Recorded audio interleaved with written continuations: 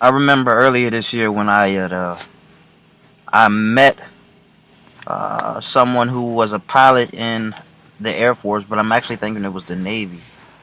Um, and well, he was retired. He was in Vietnam and all that. But anyway, he takes me to the side of the house and he shows me um, what was in a few wooden boxes.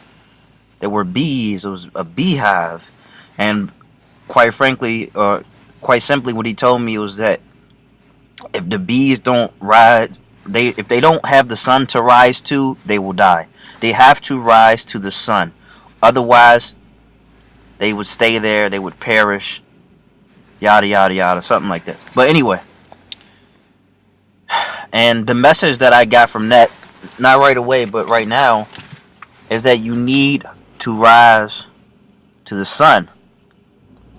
Now, I'm talking figuratively, but even if we talk literally, if you wake up in the morning and it's still dark, whether outside or within the house because you got the shades and all that going, then you're not going to feel as motivated. In fact, you're going to feel very much tired no matter how much rest you get.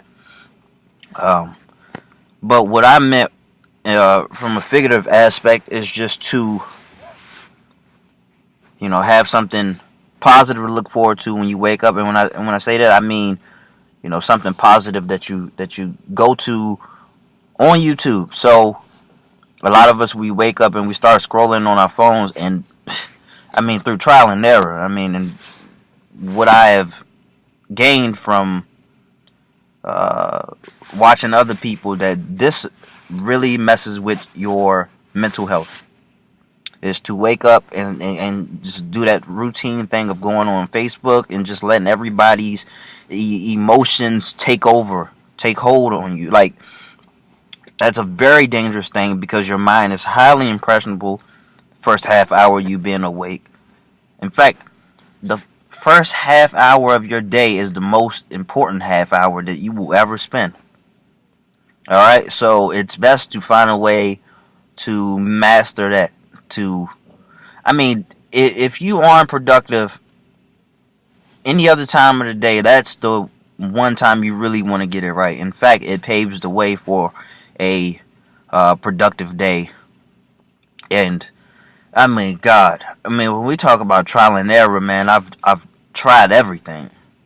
Like even today, which was not perfect and is not a great example, but I woke up at one something in the morning, so that's like, wow. If you can wake up at one something in the morning and you get your day started off right, then you're really working with something. But the thing is, on this particular day, and I don't always do that, I did what I advised against. So I did. So the first hour or so of being awake, I probably was scrolling on Facebook, which isn't something that I would usually do at a time like that. But I did do it. And the reason why I would even bring this up is because after an hour, it was maybe 2:20 or so, and I still had the whole day ahead of me. And I, because I'm so used to, I'm so conscious to things like this, that I was able to look at it and say, well, you spent this time doing that, but let's restart. So I wasn't all the way affected by that negativity. Also, I have come up with ways to kind of shake it off in the morning. But if you don't have those things, and even if you do, it would have been much better for me to wake up at one something and then just get to it. But here's the thing: when I woke up at one something, I didn't know that I was going to be up. It wasn't until after about an hour that I realized, like, hey, maybe I should get my day started right now. Maybe, because I always see it as a good thing to wake up early, even though my hunger for sleep is always going to find a way to knock me back down eventually. But to be up at a time like that, everybody's sleep, it's calm, there's no pressure. That's prime real estate right there. It's a prime opportunity to take advantage of. But anyway, one thing that I really like to do that does get me through the inertia of waking up and having to deal with this grogginess, having to deal with insignificance and insignificant thoughts and low level thoughts and things like that. Of course, I always tell you that I meditate, which is kind of a throwaway. You hear me say it all the time. If you were ever going to do it, you'd be doing it by now, as many times as I said it to you. So yeah, I do that, and I'm listening to manifestation music on YouTube. But not only that, because I get up and go fetch my car so I can go drive my daughter off, and on my way there, I'm listening to something uplifting. Like I said, I'm listening to I might be listening to Eric Thomas or whatever bit of motivational stuff I can listen to in the morning to really get me upright, to really reaffirm what my purpose is in this life. But not just that, but just to get me on the right side of the bed. You know what I'm saying? Because it's very easy to lose your fight in the first 30 minutes of the day. And when you lose your fight in the first 30 minutes of the day and you got 12, 16 more hours of being awake before you take your final rest for the day,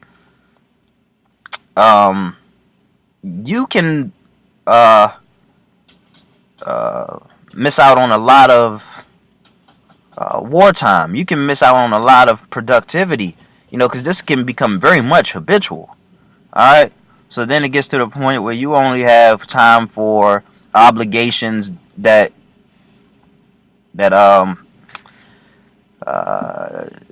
you absolutely have to engage in.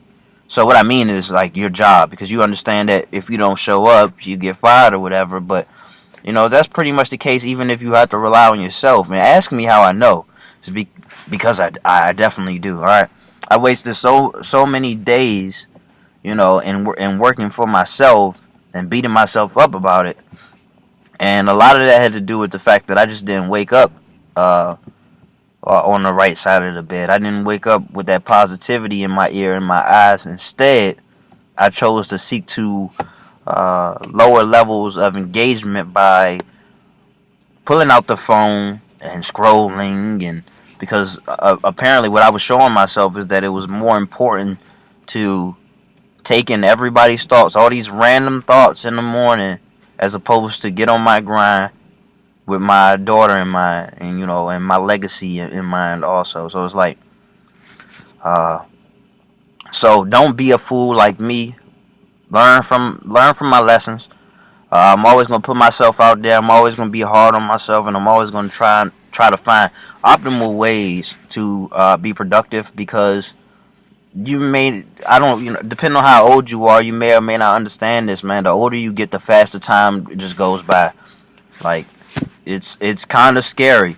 And one of the things that you can do to take away from the scariness of it all is to immerse yourself in everything that you want, everything that you want to be a part of, everything that you want to put into this world.